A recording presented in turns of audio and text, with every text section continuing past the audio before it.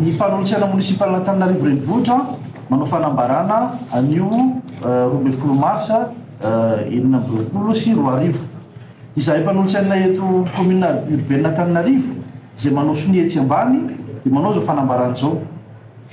Manoloana ny didina avoakan'ny conseil d'état tamin'ny fa 6 mars 2020 sy 2020 momba ny fifidiana eto Antananarivo renivohitra izahay mpanolotsiana voafidy teto Antananarivo renivohitra ka manao sonia dia manome voninahitra avoaka amin'ny Antananarivo izay maso mandidy sy tompon'ny fahefana nampindramina anay.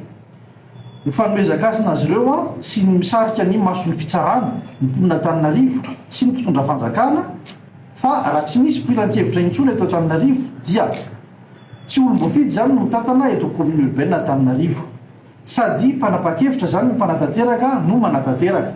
Tsisy olom-boafidy intsony zany eto Antananarivo na ray azy. Izany hoe tena mifanalavitra amin'ny décentralisation très poussée izay anisan'ny viana fanavozana. Tsy misy manara-maso intsony zany ny mpanatanteraka na délégation manokana tarihan'izay mety ho président délégation spéciale ho avy eo. Ekenay kosa nefa ny didim-pitsarana ary ekenay koa ny isin'ny président délégation spéciale ho avy eo.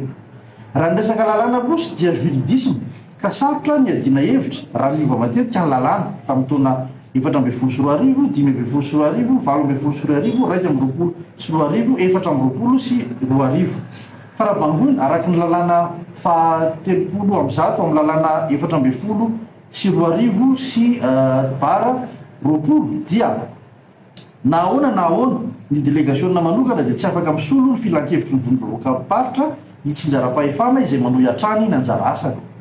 Raha tantara kosa dia teo foana ny filan-kevitra tamin'ny PDS izay nandalo teo Antananarivo colonel Rameramanana Joseph, Andriamatoa Edgar Zafindrava, Andriamatoa Niasina Andriamanjato, Tompona Richard Ramanambitana, Ramatoa Arlara Ramanatsoa ary Andriamatoa Alexandre Georget sy tany Mahajanga ary tany Moramanga ihany koa. Natao ity fanambarana ity mba ho tombontsoa ambony ny mponina Antananarivo sy ny tanàna Antananarivo.